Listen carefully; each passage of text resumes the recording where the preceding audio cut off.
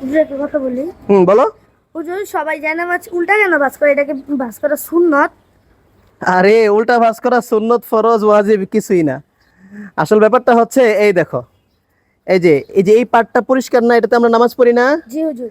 এটা যদি এইভাবে বাহিরে থাকে তাহলে ময়লা হবে না। জি হুজুর। ওই ময়লাটা যেন না হয় এই জন্য মানুষ উল্টা পাটটাকে উপরে রাখে আর পরিষ্কার পাটটাকে ভিতরে রাখে, যাতে ভিতরটা পরিষ্কার থাকে, জি বুঝছো? হুজুর। হুজুর অনেক গরম লাগতেছে, পানি আনি। পানি আনলে আনো, তোমরা খাও, আমি খাবো না, কেন হুজুর? কারণ আমি রোজা রাখছি তো। ও হুজুর, শাওয়াল মাসের রোজা কি ভেঙে ভেঙে রাখা যায় নাকি একসাথে রাখা যায়? একসাথেও রাখতে পারো, চাইলে ভেঙে ভেঙেও রাখতে পারো, 2 দিন পরেও রাখতে পারো, একদিন পরেও রাখতে পারো, আবার লাগাতারও রাখতে পারো।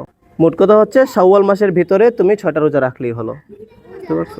জি হুজুর। নৌকায় উঠলে কি দোয়া পড়বো? হ্যাঁ, অত্যন্ত গুরুত্বপূর্ণ একটা দোয়া জিজ্ঞেস করছো। এখন নৌকার মধ্যে মানুষ অনেক বিপদে পড়তেছে।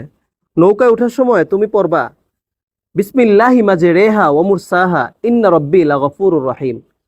এই দোয়া পরে যদি নৌকায় উঠো তাহলে আল্লাহ তাআলা তোমাকে বিপদ আপদ থেকে রক্ষা করবেন। হুজুর হুজুর হুজুর হ্যাঁ, হুজুর, জাহান্নাম থেকে বেঁচে থাকার কোনো দোয়া আছে? জাহান্নাম থেকে বেঁচে থাকার অত্যন্ত দামি একটা দোয়া আছে। প্রত্যেকদিন ফজর নামাজের পর এবং মাগরিবের নামাজের পর সালাম ফেরানোর পর কারোর সাথে কথা না বলেই এই ছোট্ট দোয়াটা 7 বার পড়বা, আল্লাহুম্মা আজিরনি মিনান্নার।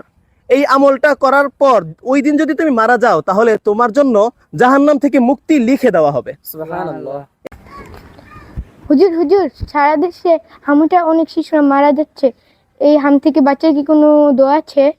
নবীজি সাল্লাল্লাহু আলাইহি ওয়াসাল্লাম সকল রকমের মহামারী থেকে বাঁচার জন্য একটা দোয়া শিখিয়ে দিয়েছেন, সেটা হচ্ছে আল্লাহুম্মা ইন্নী আউযু বিকা মিনাল বারসি ওয়াল জুনুনি ওয়াল জুযাম ওয়া মিন সাইয়্যিল আসকাম। এই দোয়াটা বেশি বেশি পড়বা।